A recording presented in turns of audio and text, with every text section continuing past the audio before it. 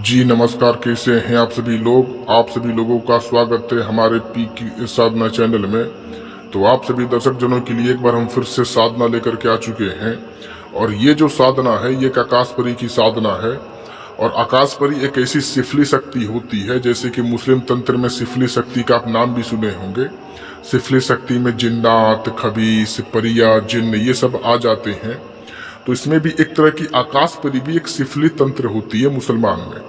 यानी कि इस्लामिक तंत्र में यह आकाश परी को एक ऐसा परी माना जाता है जो कि हरदम आकाश में ही उड़ती रहती है।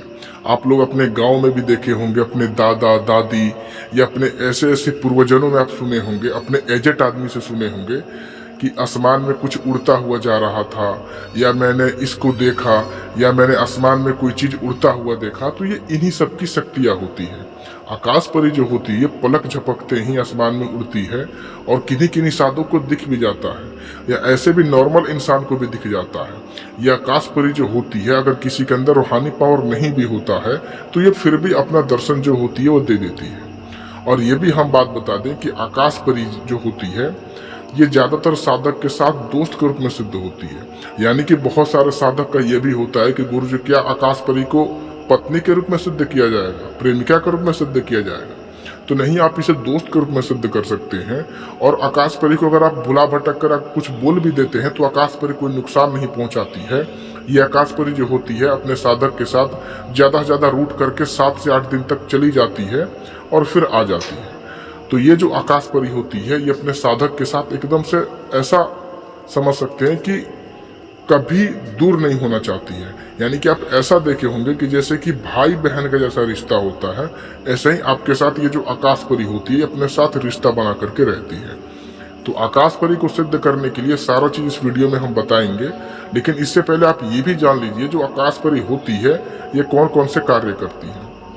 तो जैसे कि मारण प्रयोग करना, किसी के बारे में बताना हो, भूत भविष्य वर्तमान का ज्ञात कराना हो, गोडाउन शिफ्टिंग कराना हो, या गोडाउन शिफ्टिंग का अलावा भी आप जैसे कि कोई कोई चीजें जो होता है जैसे चुराना हो, यानी कि किसी किसी के घर से सामान चुराना हो, या ऐसा भी आप देखे होंगे कि किसी का ऐसा बीमारी आ जाता है जैसे कि डॉक्टर भी बोल देता है कि इस आदमी को नहीं जीने वाला, या इस डॉक्टर को मतलब कि डॉक्टर सीधा जवाब दे देता है कि आदमी नहीं बचने वाला।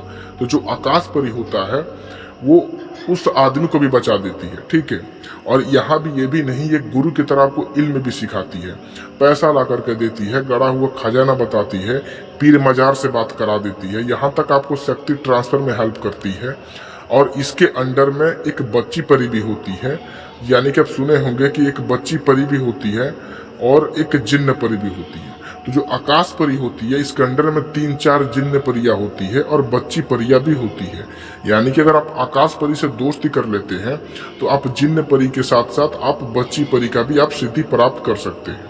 यहाँ तक ये भी आप सुने होंगे कि कितने लोग दरबार भी लगाते हैं, जैसे कि बागेश्वर बाबा हो गए हमारे, वो पर्चा बना देते हैं। तो ये आकाश परी जो होती है वो कान में कर्ण पिशाचनी के जैसा हर चीज बताती है कि ये फला आदमी ये कार्य कर रहा है, ये फला आदमी वो कार्य कर रहा है, यानी कि हर चीज का ज्ञात एक ही बार में ये करा देती है।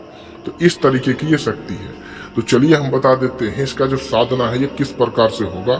तो इस साधना में आपको खासकर किसी रूम का पाबंदी नहीं है, किसी जगह का पाबंदी नहीं है, लेकिन जो साधक नए हैं, यानी कि अगर कोई लड़की कर रही है या कोई लड़का कर रहा है या कोई कम उम्र का या कोई ज्यादा उम्र का, हर के लिए बराबर है। यानी कि हर आदमी एक ही तरीके के साधना करेंगे, यानी कि हर आदमी के लिए एक ही विधि विधान है।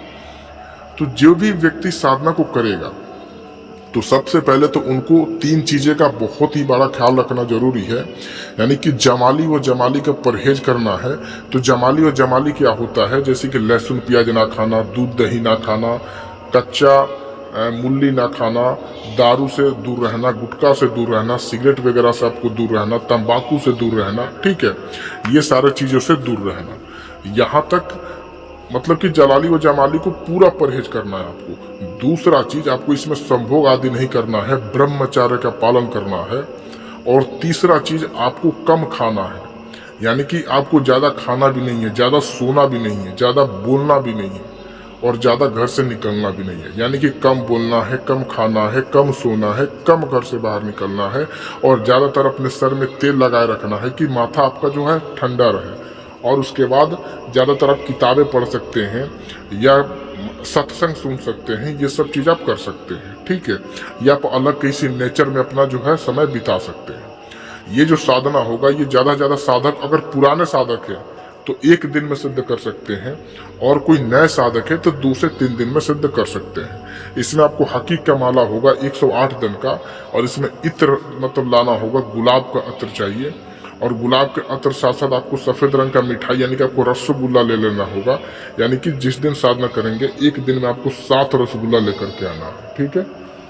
तो जो आपका जो हकीक का माला होगा उसके पास ही आपको लुबान का धूनी दे करके और आपको एक हिसार भी कर लेना है और उसके बाद उस हिसार के अंदर बैठ करके और उस भोग को अंदर रख करके आपको इस मंत्र को पढ़ना है जो आपको स्क्रीन पे दिख रहा है, ठीक है। तो 1 दिन में आपको 11 माला जाप करना है और जैसे कि 11 माला, अगर कोई पुराने साधक हैं तो 1 दिन में जैसे कि 11 माला जाप करेंगे तो उनको सिद्धि प्राप्त हो जाएगी। जैसे ही आप 2 से 3 माला जाप कीजिएगा तभी आपको सिद्धि प्राप्त होने लगेगी और जैसे ही आप पूरा 11 माला खत्म कीजिएगा तो ये पूरा आपसे जो है तो होगा, मतलब सिद्धि जो होगा ये खत्म हो जाएगा, ठीक है।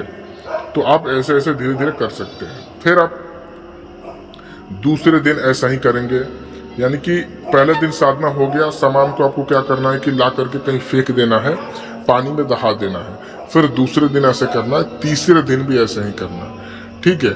तो ये जो साधना होगा ये लगातार 3 दिन मतलब 3 दिन तक चलेगा और अच्छे से चलेगा और आप इसे सिद्ध कर सकते हैं।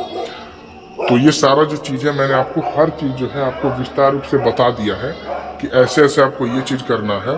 और अगर कोई भी चीज़ अगर आपको समझ में नहीं आया हो तो आप कॉल करके पूछ सकते हैं। और ये भी हम बात बता दें कि इससे वचनबंध लेने के लिए कोई डर भय नहीं है, आप नॉर्मल वचनबंध ले सकते हैं और नॉर्मल जो अपना है वो सारा चीज़ उससे बात कर सकते हैं। ये जो शक्ति है पावरफुल जरूर है लेकिन उतना ही मीठी है, उतना ही प्यारी है, ठीक है। तो अगर कोई भी व्यक्ति इस साधनों को समझ गया होगा तो वो कर सकता है। आप बिना इजाज़त के भी साधना को कर सकते हैं, मेरी ओर से तो पूरे साधकों को इजाज़त है, ठीक है।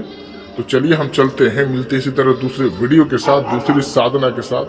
तब तक जी नमस्कार।